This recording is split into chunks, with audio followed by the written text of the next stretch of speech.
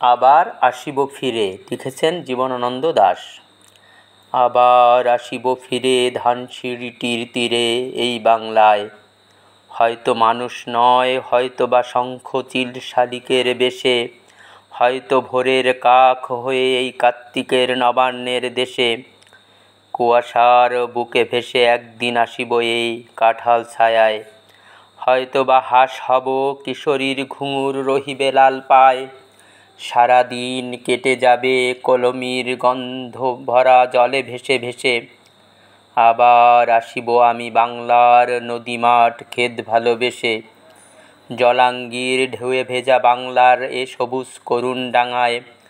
হয়তো দেখিবে চেয়ে সুদর্শন উড়িতেছে সন্ধ্যার বাতাসে, হয়তো শুনিবে এক লক্ষ্মী পেঁচা ডাকিতেছে শিমুলের ডালে, হয়তো খইয়ের ধান ছড়াতেছে শিশু এক উঠানের ঘাসে।